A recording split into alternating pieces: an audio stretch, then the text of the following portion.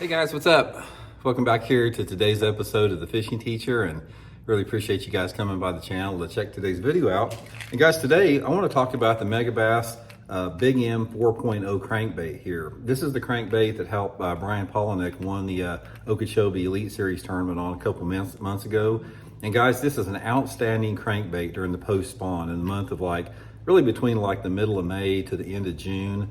This is probably one of the most overrated crankbaits, and I'm going to give you guys some tips and advice on how to fish it and where to fish it, because they don't see it a lot, guys, and it'll definitely get you a big bite because it's almost 5 inches long. It's a big giant crankbait, so we'll get into that in today's episode.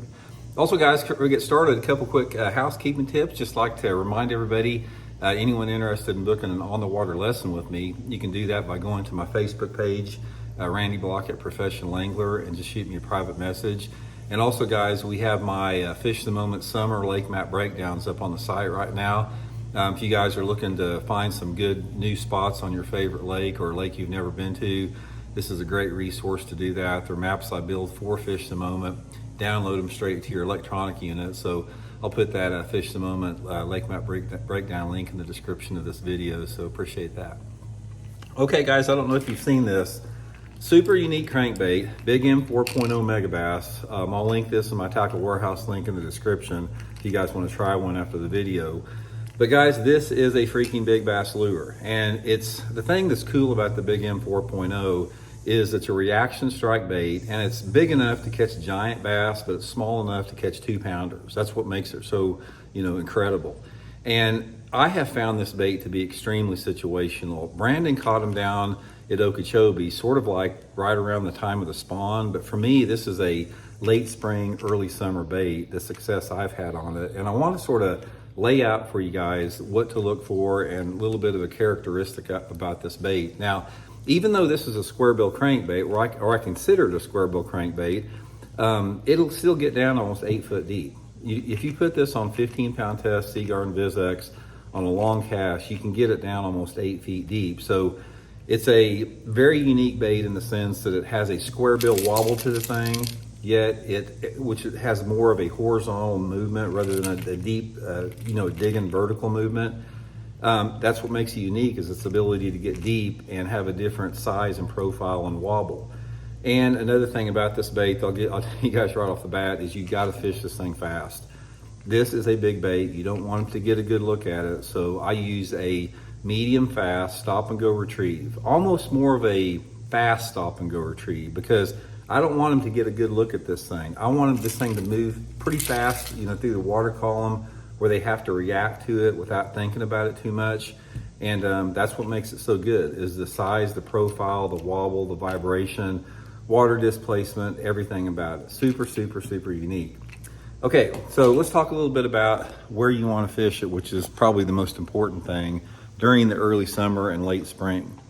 If you have a lake that has what I call hard structure on it, and what I mean by hard structure, I'm talking about like drop-offs, points, river channel ledges, any type of a drop-off in the post-spawn and early summer. Everybody knows that those are great areas to throw deep diving crankbaits on, or a football head jig or a Texas rig worm.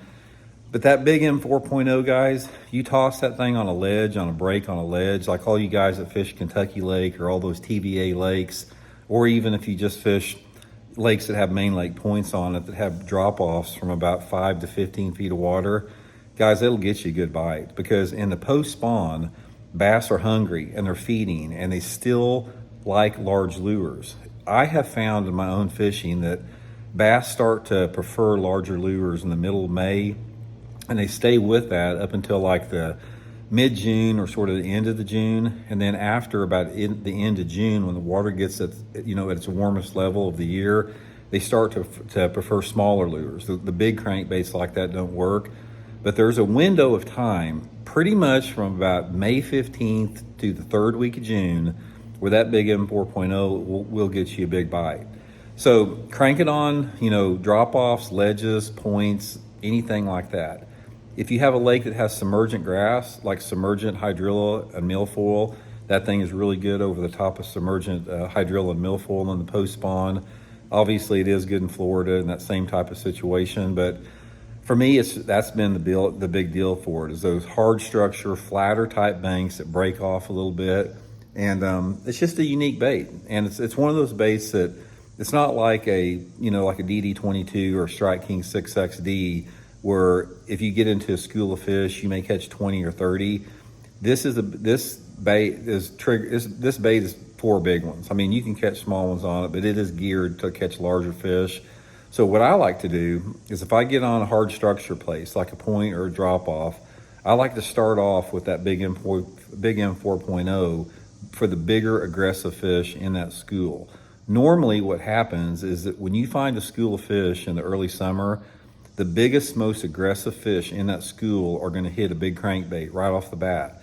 Now they may get off it pretty quick, where you have to, mix it up and do something else, like throw a swim bait or a football head jig or a worm or something. But right off the bat, they'll eat that crankbait.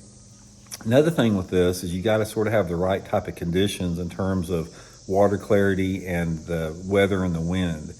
This bait always works better if you got some wind. It's a little tough to catch fish on it if you got calm days, but I like to have wind of like 10 to 20 miles an hour out of the south, preferably. And I like to have lower light conditions if possible. I mean, you can catch them on it in the middle of the summer if it's bright out, but perfect days would be like before 10 o'clock in the morning, when you still have some, lower sunlight angle, or on cloudy days, that type of deal. A rainy, cloudy day in early June with some wind would be perfect scenario for it. Okay, another thing about the water clarity on it. The water clarity on this bait is pretty critical. It's like, one thing I found out about that Big M 4.0 is you have a very specific water clarity window where this thing works at. And to me, you've got to have about 2 to 3 foot of visibility. It's perfect. Like 2 to 3 feet is perfect.